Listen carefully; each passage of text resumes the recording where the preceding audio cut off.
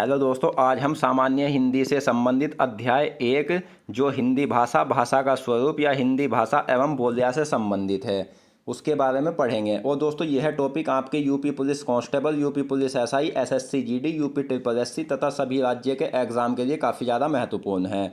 और मैं आपको बता दूं, इस टॉपिक से हर एग्ज़ाम में प्रश्न पूछे जाते हैं।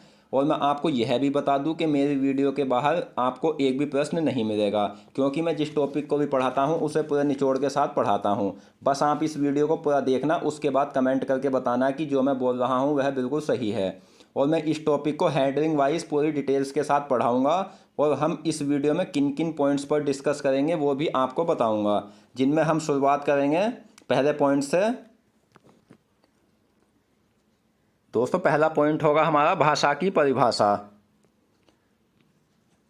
और नेक्स्ट पॉइंट होगा भाषा की विशेषताएं, भाषा के रूप, बोलियां, हिंदी भाषी सीमा, हिंदी भाषा क्षेत्र के अंतर्गत आने वाले राज्य, हिंदी की बोलियां, हिंदी की उपभाषा जिसमें पश्चिमी हिंदी इस प्रकार से और भी जो हिंदी की उपभाषाएं हैं, प्रमुख अपभ्रंश एवं उनसे विकसित बोलियां, उत्तर प्रदेश में बोली जाने वाली प्रमुख बोलियां, राष्ट्रभाषा या राजभाषा, हिंदी की प्रमुख बोलियां एवं उनके नामकरणकर्ता, कुछ अन्य महत्वपूर्ण प्रश्न। इनसे संबंधित हम पूरी वीडियो को डिटेल्स वाइज पढ़ेंगे, तो बने रहिए वीडियो के अंत तक। तो चलिए फ्रेंड्स, स्टार्ट करते हैं। दोस्तों, जिस प्रकार से मैंने इस टॉपिक को हेडिंग वाइज इस वीडियो में रखा है, उसी प्रकार से आप इन्हें अपने नोटबुक में लिख लेना, जिससे आप पूरा टॉपिक अच्छे से समझ सके। तो चलिए देखते हैं भाषा की परिभाषा। भाषा शब्द का निर्माण संस्कृत की भाष धातु से हुआ है। इस भाष धातु का अर्थ है वाणी की अभिव्यक्ति। भाष व्यक्ताया वाची, इसका अर्थ है मनुष्य की व्यक्त वाणी ही भाषा है। भाषा के माध्यम से मनुष्य के भाव तथा विचार व्यक्त होते हैं। इसी प्रकार भाषा के माध्यम से व्यक्त भाव एवं विचारों को ग्रहण भी किया जाता है। इससे स्पष्ट होता है कि भाषा सामाजिक मनुष्यों के बीच भावों तथा विचारों के पारस्परिक आदान प्रदान का एक सार्थक माध्यम है। इसी संदर्भ में कुछ विशिष्ट भाषा वैज्ञानिकों द्वारा दी गई परिभाषाओं से भाषा का स्वरूप और स्पष्ट हो जाता है, जिनमें पहला पॉइंट है भाषा सीमित और व्यक्त ध्वनियों का नाम है जिन्हें हम अभिव्यक्ति के लिए संगठित करते हैं। यह कथन क्रोचे का है।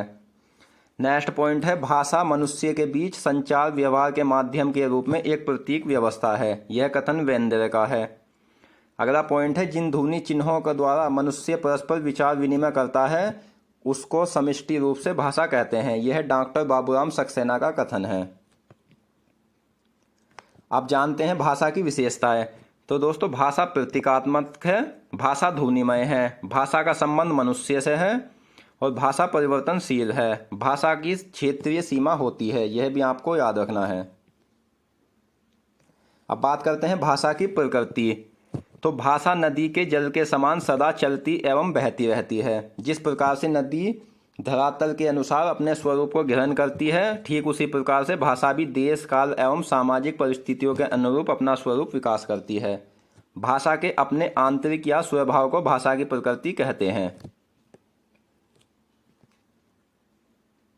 भाषा के रूप। भाषा के जो रूप होते हैं, तो प्रत्येक देश में भाषा के 3 रूप उभरकर सामने आते हैं जो निम्नलिखित है। पहला है बोलियां, दूसरा है परिनिष्ठित भाषा और तीसरा है राष्ट्रभाषा या राजभाषा। तो दोस्तों, इनमें हमारा पहला पॉइंट बोलियां है, उसके बारे में हम डिटेल से जान लेते हैं। भाषा के जिन रूपों का प्रयोग साधारण जनता अपने समूह या घरों में करती है उसे बोली कहा जाता है। और भारत में कुल मिलाकर 650 बोलियां बोली जाती हैं जो देश के विभिन्न क्षेत्रों में प्रचलित है।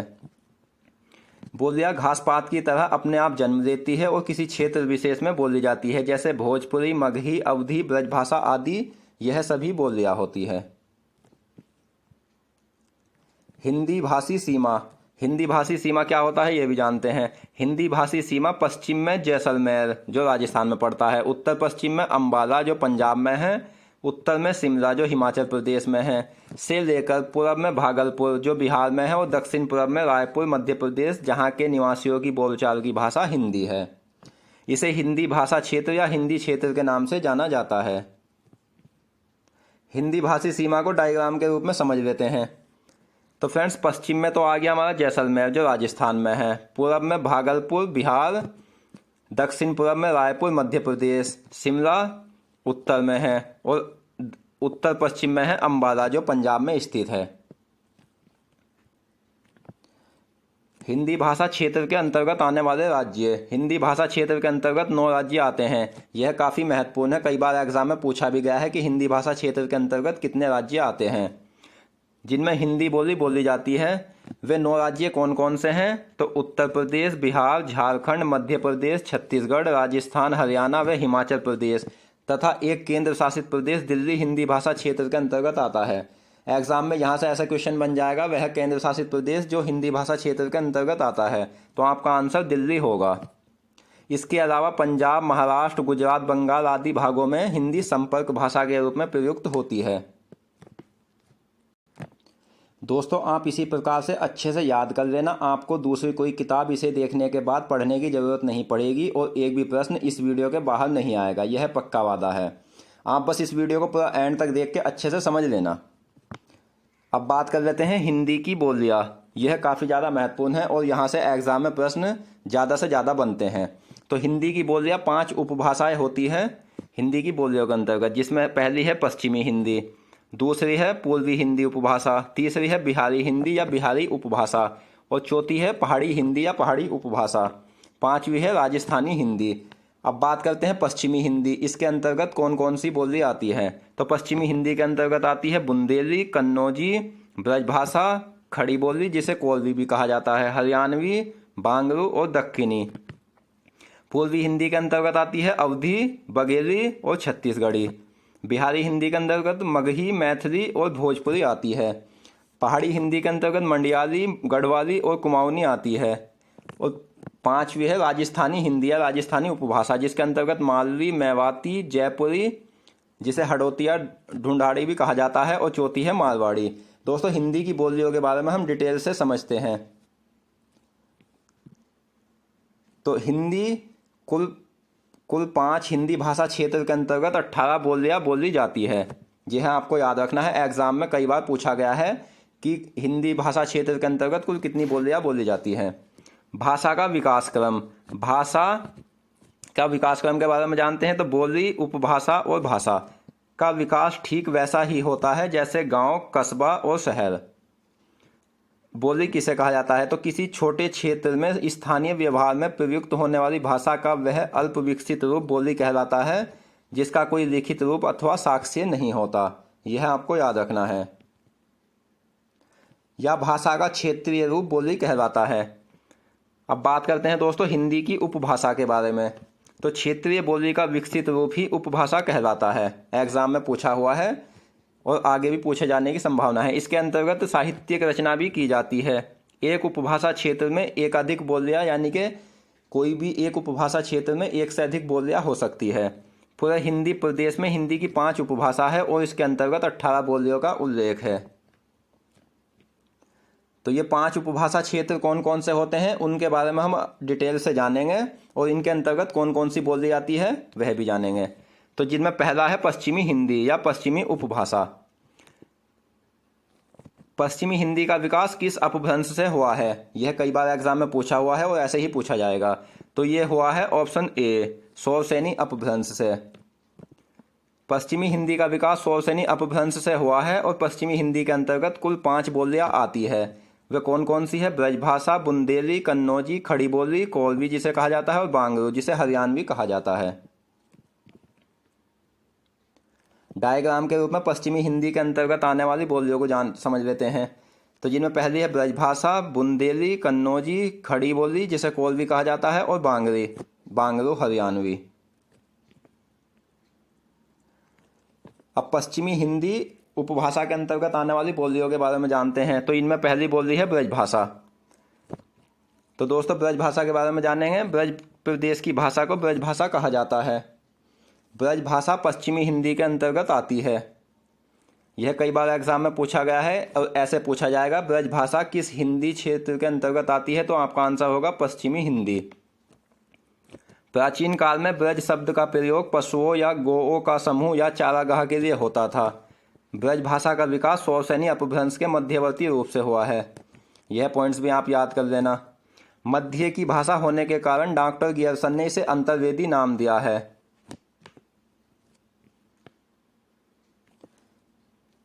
अब है ब्रज भाषा के अन्य नाम। तो ब्रज भाषा के अन्य नाम होते हैं ब्रजी, ब्रिज, ब्रिजकी, भाषामणि, माधुरी एवं नाग भाषा आदि। यह ब्रज भाषा के अन्य नाम हैं।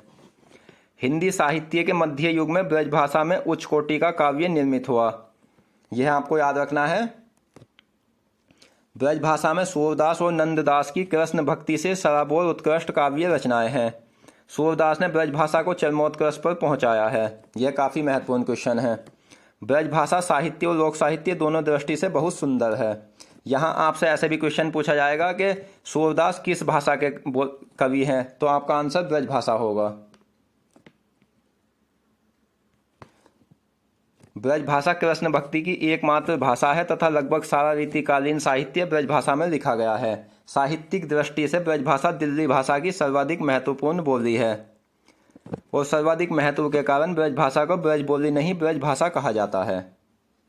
अब जानते हैं ब्रज भाषा के प्रमुख कवि कौन कौन से हैं।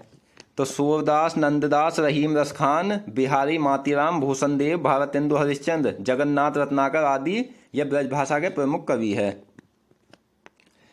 दोस्तों, जिस प्रकार से मैंने वीडियो में क्वेश्चनों को रखा है उसी प्रकार से आप अपनी नोटबुक में इन्हें लिख लेना, जिससे आपको यह अच्छे से याद हो जाए।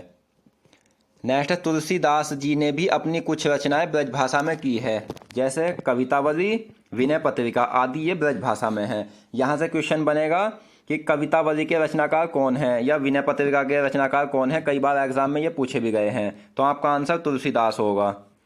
ब्रज भाषा क्षेत्र के बाहर ताजुबेकिस्तान में बोली जाती है, जिसे ताजुबेक की ब्रज भाषा कहा जाता है। मध्यकाल में अखिल भारतीय विस्तार ब्रज भाषा ने पाया, यह भी काफ़ी महत्वपूर्ण है। ब्रज भाषा में बंगाल में ब्रज भाषा ब्रजबुली तथा असम में ब्रज भाषा को ब्रजावली कहा जाता है। फ्रेंड्स, जिन क्वेश्चनों पर मैंने स्टार मार्क किया है वह काफ़ी महत्वपूर्ण क्वेश्चन है और यह एग्जाम में पूछे हुए भी हैं और पूछे जाने की काफ़ी ज़्यादा संभावना भी है। तो ब्रज भाषा के भक्तिकालीन रचनाकार सूरदास और नंददास है।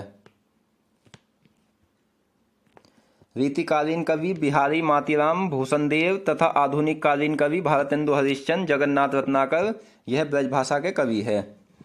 पश्चिमी हिंदी की सर्वाधिक प्रमुख बोली ब्रज भाषा है। एग्जाम में पूछा हुआ क्वेश्चन है कि पश्चिमी हिंदी की सर्वाधिक प्रमुख बोली कौन सी है, तो आंसर है ब्रज भाषा।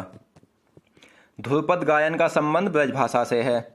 अब जानते हैं ब्रज भाषा के क्षेत्र, यानी ब्रज भाषा कहाँ कहाँ बोली जाती है। तो ब्रज भाषा का प्रमुख केंद्र है मथुरा, बोलने वाले की संख्या है लगभग 3 करोड़। और ब्रज भाषा के प्रयोग क्षेत्र मथुरा, अलीगढ़, आगरा, हाथरस, फिरोजाबाद, बुलंदशहर, एटा, बदायूं, मैनपुरी और बरेली है। यह पॉइंट्स भी आपको याद रखने हैं। नेक्स्ट बोली है बुंदेली। तो बुंदेली का विकास शौरसेनी अपभ्रंश से हुआ है। बुंदेली बुंदेल राजपूतों के क्षेत्र बुंदेलखंड की बोली है। और फ्रेंड्स, इंपॉर्टेंट पॉइंट्स यह है कि बुंदेली पश्चिमी हिंदी के अंतर्गत आने वाली बोली है। बुंदेली में लोक साहित्य की काफ़ी प्रचुरता है और यह भी माना गया है कि प्रसिद्ध लोक ग्रंथ आल्हा मोलते बुंदेली की एक उपबोली बनाफरी में लिखा गया है। आप जानते हैं बुंदेली बोली का क्षेत्र, जहाँ जहाँ बुंदेली बोली जाती है। उत्तर प्रदेश और मध्य प्रदेश की सीमा रेखा पर स्थित झांसी, छतरपुर, जालौन, हमीरपुर, ग्वालियर, ओरछा, सागर, होशंगाबाद के आसपास का क्षेत्र बुंदेली भाषा का क्षेत्र है। पश्चिमी हिंदी की तीसरी बोली है कन्नौजी। कन्नौजी भी शौरसेनी अपभ्रंश से विकसित है। दोस्तों, आपको यह याद रखना है कि जो पश्चिमी हिंदी है उसकी जितनी भी ये बोलियां है सभी की सभी शौरसेनी अपभ्रंश से विकसित है। यह एग्जाम में पूछा जाता है। कन्नौजी पश्चिमी हिंदी के अंतर्गत आने वाली बोली है। ब्रज के समीप अत्यधिक समीप कन्नौजी है, जिस कारण कुछ लोग कन्नौजी को ब्रज की उपबोली मानते हैं। और गंगा के मध्य दोआब की बोली भी कन्नौजी है। कन्नौजी में केवल लोक साहित्य प्राप्त है। कन्नौजी बोली का क्षेत्र, तो कन्नौजी का बोली का जो क्षेत्र है इटावा, फर्रुखाबाद, शाहजहांपुर, कानपुर तथा हरदोई है तथा फर्रुखाबाद कन्नौजी भाषा का केंद्र है। अब पश्चिमी हिंदी की नेक्स्ट बोली है खड़ी बोली, जिसे कोलवी भी कहा जाता है। काफ़ी महत्वपूर्ण बोली है। राहुल सांकृत्यायन ने खड़ी बोली को कोलवी नाम दिया था। यह एग्जाम में कई बार पूछा हुआ क्वेश्चन है कि खड़ी बोली का अन्य नाम क्या है, तो उसका अन्य नाम है कोरवी। कुछ लोग खड़ी बोली को हिंदुस्तानी नागरी हिंदी सरहिंदी भी मानते हैं। खड़ी बोली का उद्भव शौरसेनी अपभ्रंश के उत्तरी रूप से हुआ है। खड़ी बोली का प्रयोग दो अर्थों में किया जाता है, एक किया जाता है साहित्यिक हिंदी और दिल्ली मेरठ के आसपास की लोक बोली के रूप में। खड़ी बोली की दो प्रधान बोलियां हैं, तो वे कौन कौन सी है? तो एक तो है बिजनौर की खड़ी बोली और दिल्ली मेरठ के आसपास की लोक बोली। यह खड़ी बोली की दो प्रधान बोलियां हैं। आज संस्कृत से युक्त खड़ी बोली ही भारत की राजभाषा है। हिंदी का मानक रूप खड़ी बोली है। यह भी आपको याद रखना है, यह ऐसे पूछा जा सकता है हिंदी का मानक रूप क्या है, तो आपका आंसर है खड़ी बोली। खड़ी बोली का विकास अपभ्रंश से हुआ है। खड़ी बोली का परिनिष्ठित रूप वर्तमान हिंदी है, जो पत्र पत्रिकाओं, शिक्षा, प्रशासन, व्यापार तथा सूचना संचार में प्रयुक्त की जाती है। खड़ी बोली का क्षेत्र: देहरादून का मैदानी भाग, सहारनपुर, मुजफ्फरनगर, मेरठ, दिल्ली का कुछ भाग, बिजनौर, रामपुर, मुरादाबाद, यह खड़ी बोली का क्षेत्र है। दोस्तों, अगर आपको वीडियो पसंद आ रही है, वीडियो की क्वालिटी पसंद आ रही है, वीडियो का कंटेंट पसंद आ रहा है, तो आप प्लीज़ कमेंट बॉक्स में फीडबैक दे सकते हो। और अगर आपको हमारी मेहनत पसंद आ रही है और आप हमारे चैनल पर नए हैं, तो प्लीज़ हमारे चैनल को सब्सक्राइब करें और बेल आइकन को क्लिक करें, जिससे आने वाली सभी वीडियो की नोटिफिकेशन आप तक पहुँच सके। अब नेक्स्ट है पश्चिमी हिंदी की हरियाणवी या बांगरू बोली। तो हरियाणवी का विकास उत्तरी शौरसेनी अपभ्रंश से हुआ है। हरियाणवी का अन्य नाम बांगरू है तथा हरियाणवी बोली पश्चिमी हिंदी उपभाषा के अंतर्गत आती है। हरियाणवी का अन्य नाम हरियाणी, देसानी, देशवाली है। रोहतक व दिल्ली के जाटों के नाम पर हरियाणी, जादू तथा बांगर प्रदेश के संबंध होने के कारण बांगरू कहलाती है। बांगरू खड़ी बोली का ही एक रूप है, जो पंजाबी राजस्थानी का मिश्रण है। अब हरियाणवी बोली का क्षेत्र के बारे में जानते हैं। तो हरियाणा, दिल्ली का देहाती भाग, करनाल, रोहतक, हिसार, पटियाला, जींद और नाभा हरियाणवी बोली का क्षेत्र है। नेक्स्ट है पूर्वी हिंदी या पूर्वी उपभाषा। हिंदी की 5 उपभाषाएं होती हैं, तो जिसमें दूसरी उपभाषा है पूर्वी हिंदी। पूर्वी हिंदी का विकास किस अपभ्रंश से हुआ है? तो इसका आंसर है ऑप्शन सी, अर्धमागधी अपभ्रंश। पूर्वी हिंदी का विकास अर्धमागधी अपभ्रंश से हुआ है। पश्चिमी हिंदी और दोस्तों पूर्वी हिंदी के अंतर्गत 3 बोलियां आती है, जिसमें अवधी, बघेली और छत्तीसगढ़ी है।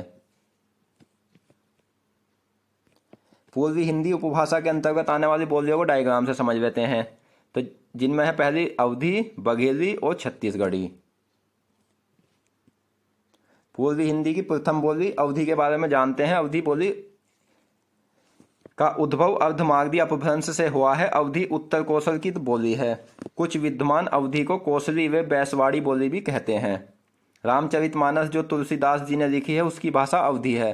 कई बार एग्जाम में पूछा हुआ क्वेश्चन है कि रामचरितमानस की भाषा क्या है, तो आंसर है अवधी। तथा जायसी द्वारा पद्मावत भी अवधी में लिखा है और जायसी ने अवधी के सरल एवं साधारण रूप को अपनाया। देश के बाहर फिजी में अवधी बोलने वालों की संख्या अच्छी खासी है। दोस्तों, जिस क्वेश्चन पर मैंने स्टार मार्क कर रखा है, वह एग्जाम में पहले ही पूछा गया क्वेश्चन है। प्रबंध काव्य परंपरा का विकास विशेष रूप से अवधी में ही हुआ है तथा सूफी काव्य और राम भक्ति की रचना भी अवधी में हुई है। अवधी बोली के क्षेत्र के बारे में जानते हैं। अवधी बोली उत्तर प्रदेश के लखनऊ, इलाहाबाद, फतेहपुर, मिर्जापुर, उन्नाव, रायबरेली, सीतापुर, फैजाबाद, गोंडा बस्ती, सुल्तानपुर, प्रतापगढ़ और बाराबंकी आदि यह अवधी बोली के क्षेत्र है। अब दूसरी बोली है बघेली। बघेली का उद्भव अर्धमागधी अवधी के एक क्षेत्रीय रूप से हुआ है। बघेली को कुछ विद्वानों ने अवधी की एक बोली मानी है। बघेली बोली का क्षेत्र: बघेली बोली का जो केंद्र है वो रीवा राज्य है। इस कारण बघेली को रिवाई भी कहते हैं। एग्जाम में क्वेश्चन पूछा जा सकता है कि रिवाई किस बोली का अन्य नाम है, तो आंसर है बघेली का। सतना, दमोह, जबलपुर, मंडला, बालाघाट, फतेहपुर, हमीरपुर, बांदा, शहडोल, मैहर में इसका व्यवहार बुंदेली मिश्रित रूप मिलता है। नेक्स्ट बोली है पूर्वी हिंदी की छत्तीसगढ़ी। तो छत्तीसगढ़ी का विकास अर्धमागधी अपभ्रंश के दक्षिणी रूप से हुआ है।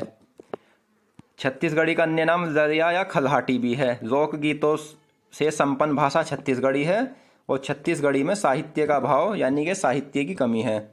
और दोस्तों छत्तीसगढ़ी दक्षिण कौशल की बोली है। आप जानते हैं छत्तीसगढ़ी बोली का क्षेत्र के बारे में, तो सरगुजा, कोरिया, बिलासपुर, रायगढ़, खैरागढ़, रायपुर, दुर्ग, नंदगांव, कांकेर, यह छत्तीसगढ़ी बोली के क्षेत्र है जहां छत्तीसगढ़ी बोली बोली जाती है। नेक्स्ट उपभाषा है राजस्थानी हिंदी या राजस्थानी उपभाषा। तो राजस्थानी हिंदी का विकास किस अपभ्रंश से हुआ है? आंसर है ऑप्शन ए, शौरसेनी अपभ्रंश। राजस्थानी हिंदी का विकास शौरसेनी अपभ्रंश से हुआ है। राजस्थानी हिंदी के अंतर्गत कुल 4 बोलियां आती है जिनमें मारवाड़ी, जयपुरी, मेवाती और मालवी है।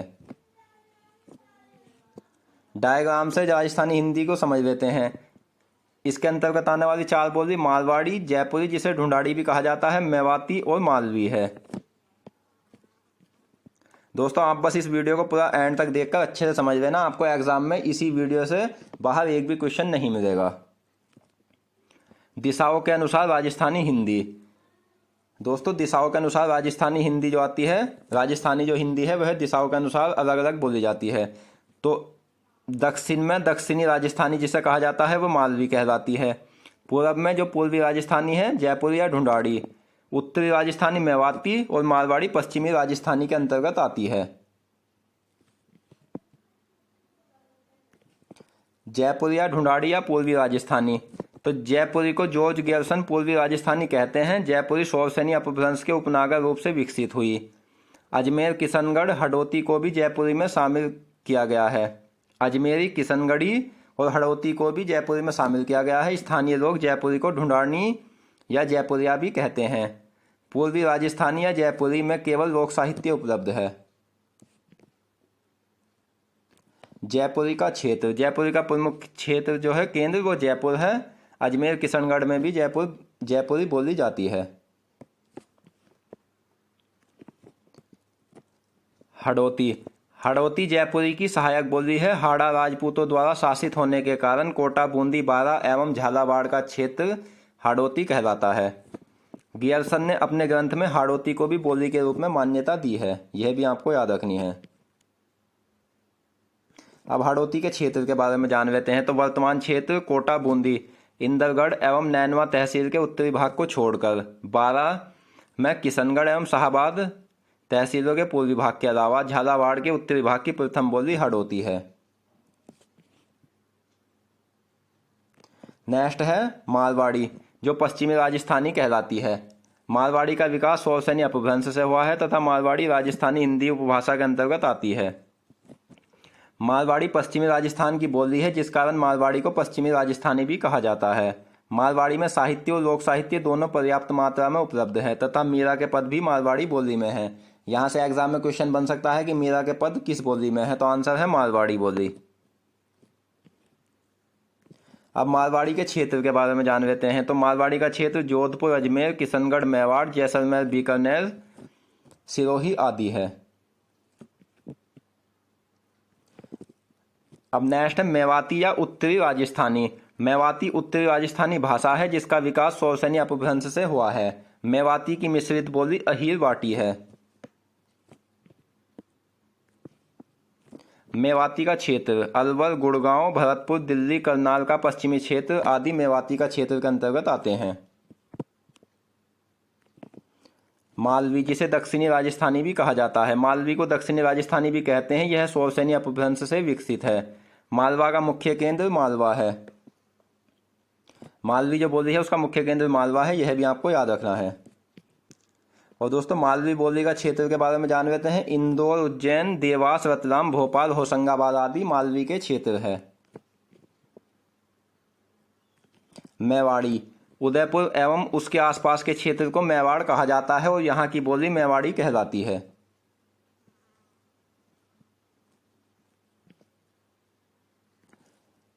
अब जानते हैं चौथी उपभाषा जो पहाड़ी हिंदी या पहाड़ी उपभाषा कहा जाता है। पहाड़ी हिंदी के अंतर्गत 3 बोली क्षेत्र आते हैं, पश्चिमी पहाड़ी, मध्यवर्ती पहाड़ी और पूर्वी पहाड़ी। पहाड़ी हिंदी को डायग्राम से समझ लेते हैं। तो पश्चिमी पहाड़ी के अंतर्गत आती है मंडियाली, चौपाली, सिराजी, सिरमौली और जौनसारी। मध्यवर्ती पहाड़ी के अंतर्गत कुमाऊनी, गढ़वाली, कुमाऊनी में खसपरजिया, दानपुरिया, जोहारी और पधाई आती है। गढ़वाली में नागपुरिया, सलानी और टहरी आती है। पूर्वी पहाड़ी नेपाली को कहा जाता है। पश्चिमी पहाड़ी के बारे में जानते हैं। तो पश्चिमी पहाड़ी की लगभग 30 बोलियां है और डॉक्टर सुनील कुमार चटर्जी ने इन बोलियों का विकास खस अपभ्रंश तथा शोरसेनी अपभ्रंश से माना है। पश्चिमी पहाड़ी का क्षेत्र जौनसर, शिमला, मंडी तथा चंबा है, यह भी आपको याद रखना है। अब बात करते हैं मध्यवर्ती पहाड़ी के बारे में। मध्यवर्ती पहाड़ी के दो भेद होते हैं, एक गढ़वाली, बी कुमाऊनी। मध्यवर्ती पहाड़ी का क्षेत्र गढ़वाल कुमाऊं के आसपास का क्षेत्र है। गढ़वाली गढ़वाल मंडल में बोली जाती है, जिसका प्रमुख केंद्र श्रीनगर है, यह भी आपके लिए महत्वपूर्ण है। नेक्स्ट है पूर्वी पहाड़ी। पूर्वी पहाड़ी, कुछ विद्वानों ने नेपाली को पूर्वी पहाड़ी माना है। पूर्वी पहाड़ी को गोरखाली, खसखुरा भी कहते हैं। पूर्वी पहाड़ी क्षेत्र में चीनी तिब्बती भाषा परिवार की नेवारी बोली का भी व्यापक प्रयोग होता है। दोस्तों, जो इस टॉपिक से क्वेश्चन एग्जाम में पहले पूछे हुए हैं वो भी मैंने इस वीडियो में रखे हैं, तथा किन परीक्षाओं में और कैसे कितने प्रश्न पूछे हैं वो हम नेक्स्ट वीडियो में देखेंगे। तो बने रहे देखना नेक्स्ट वीडियो भी। अगर आप हमारे चैनल पर नए हैं तो आप हमारे चैनल को सब्सक्राइब कर देना, जिससे मैं जब भी वह नेक्स्ट वीडियो डालूँ तो आप तक नोटिफिकेशन पहुँच सके। अब नेक्स्ट है हमारी 5वीं उपभाषा, जिसे बिहारी हिंदी कहा जाता है या बिहारी उपभाषा। बिहारी हिंदी का विकास किस अपभ्रंश से हुआ है? तो आंसर है ऑप्शन बी, मागधी अपभ्रंश। बिहारी हिंदी का विकास मागधी अपभ्रंश से हुआ है। और पश्चिमी हिंदी, बिहारी हिंदी के अंतर्गत कुल 3 बोलियां आती है, मैथिली, मगही, भोजपुरी।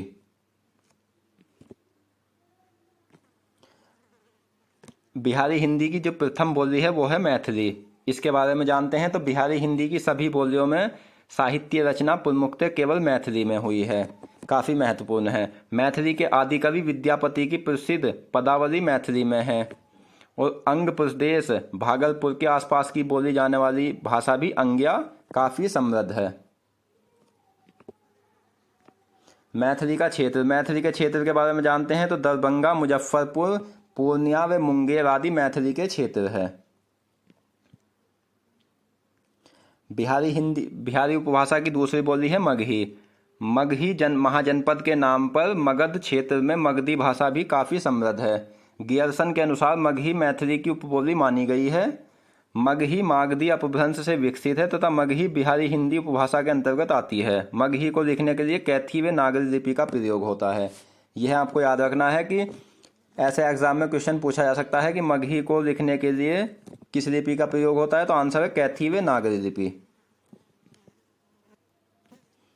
मगही का क्षेत्र, मगही के प्रमुख केंद्र है पटना व गया तथा पलामू, हजारीबाग, मुंगेर, भागलपुर भी मगही के केंद्र है।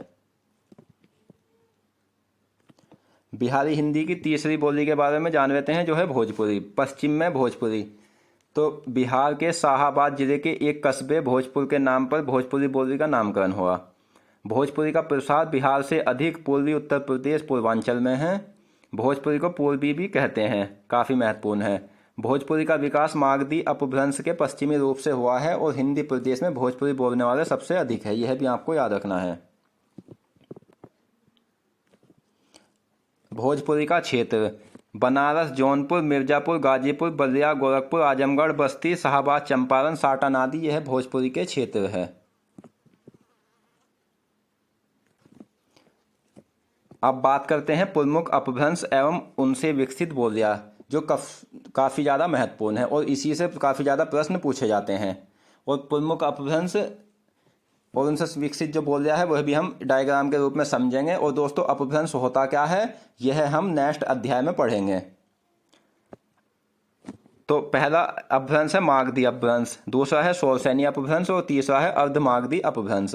इससे उपभाषा बनी मागधी अपभ्रंश से बिहारी हिंदी, जिसके अंतर्गत मगही, मैथिली, भोजपुरी बोली आती है। शोरसेनी अपभ्रंश से जो उपभाषा बनेगी वो बनेगी पश्चिमी हिंदी, पहाड़ी हिंदी और राजस्थानी हिंदी। तो बात करते हैं पश्चिमी हिंदी की। इसके अंतर्गत ये बटी है ओकार बहुला और आकार बहुला में। ओकार बहुला है ब्रजभाषा, बुंदेली, कन्नौजी। आकार बहुला है खड़ी बोली, हरियाणवी और दक्षिणी। राजस्थानी हिंदी जो आती है टै वर्ग बहुला में आती है, जिसमें मारवाड़ी, जयपुरी, मेवाती और मालवी ये बोली आती है। अब है नेक्स्ट अर्धमागधी अपभ्रंश। तो इससे उपभाषा बनी पूर्वी हिंदी। पूर्वी हिंदी के अंतर्गत अवधी, बघेली और छत्तीसगढ़ी आती है। अवधी को उकार बहुला भी कहा जाता है, यह आपको याद रखना है, एग्जाम में पूछा गया है। अब दोस्तों उत्तर प्रदेश में बोली जाने वाली प्रमुख बोलियों के बारे में जान लेते हैं। तो उत्तर प्रदेश में जो बोली जाती है मागधी अपभ्रंश से विकसित बोली बोली जाती है बिहारी हिंदी, जिसके अंतर्गत भोजपुरी उत्तर प्रदेश में बोली जाती है। शोरसेनी अपभ्रंश से जो बोली जाती है पश्चिमी हिंदी आती है। तो इसमें ब्रजभाषा, खड़ी बोली, बुंदेली, कन्नौजी, ये पश्चिमी हिंदी की बोली उत्तर प्रदेश में बोली जाती है। अर्ध मागधी अपभ्रंश की बात करें तो इससे उपभाषा बनी है पूर्वी हिंदी, जो उत्तर प्रदेश में बोली जाती है अवधी बघेली। उत्तर प्रदेश में पूर्वी हिंदी की अवधी बघेली बोली जाती है। अब नेक्स्ट है परिनिष्ठित भाषा। तो किसी बोली को जब व्याकरण से परिष्कृत किया जाता है तब वह परिनिष्ठित भाषा बन जाती है। आज की खड़ी बोली हिंदी लगभग 200 साल पहले एक बोली ही तो थी, लेकिन आज की हिंदी परिनिष्ठित भाषा है जिसका उपयोग भारत में सभी स्थानों पर होता है। हिंदी भाषा की विशेषताएं के बारे में जानते हैं। अन्य भारतीय भाषाओं की तरह ही हिंदी भी संस्कृत पर आधारित है, पर इसने संस्कृत का आधुनिकीकरण नहीं किया। अब दोस्तों जानते हैं राष्ट्रभाषा या राजभाषा के बारे में। किसी भी देश की परिनिष्ठित भाषा जब व्यापक रूप से बहुसंख्यक जनता द्वारा व्यवहार में ग्रहण कर ली जाती है तब आगे चलकर राजनीतिक और सामाजिक शक्ति के आधार पर राष्ट्रभाषा राजभाषा का स्थान पा लेती है। ऐसी भाषा सभी सीमाओं को लांघकर अधिक व्यापक और विस्तृत क्षेत्र में विचार विनिमय का साधन बनकर सारे देश की भावनात्मक एकता में सहायक होती है। भारत में 23 विकसित भाषाएं हैं, पर हमारे देश के राष्ट्रीय नेताओं ने हिंदी भाषा को राजभाषा यानी कि राष्ट्रभाषा नहीं का गौरव प्रदान किया है। संविधान के अनुसार हिंदी भारत की राष्ट्रभाषा न होकर राजभाषा है। यह काफ़ी महत्वपूर्ण है। कई बार पूछा गया है कि हिंदी कैसी भाषा है, तो आंसर है राजभाषा, और वैधानिक दृष्टि से इसे राजभाषा कहना चाहिए, न कि राष्ट्रभाषा। भ्रम से हिंदी राष्ट्रभाषा समझी जाती है, जो कि गलत है। हिंदी भारत की राजभाषा है और अंग्रेजी सहायक भाषा। यह भी महत्वपूर्ण है कि भारत की सहायक भाषा कौन सी है, तो आंसर है अंग्रेजी। अब हिंदी भाषा का संक्षिप्त परिचय जान लेते हैं। तो संस्कृत इस देश की सबसे पुरानी भाषा है, जिसका व्यवहार हमारे पुराने ऋषि मुनियों, विद्वानों और कवियों के ने समय समय पर किया है। संस्कृत का प्राचीनतम रूप विश्व की सर्वप्रथम कीर्ति ऋग्वेद में देखने को मिलता है। संस्कृत को आर्य भाषा या देव भाषा भी कहते हैं, जिसकी हिंदी उत्तराधिकारनी है।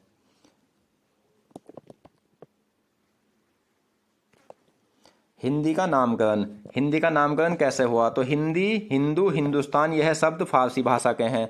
जहाँ तक हिंदी शब्द के भारत के साहित्य में प्रयोग की बात है तो 13वीं सदी के प्रारंभ में भारत के फारसी कवि औफी ने सर्वप्रथम हिंदी शब्द का प्रयोग किया था।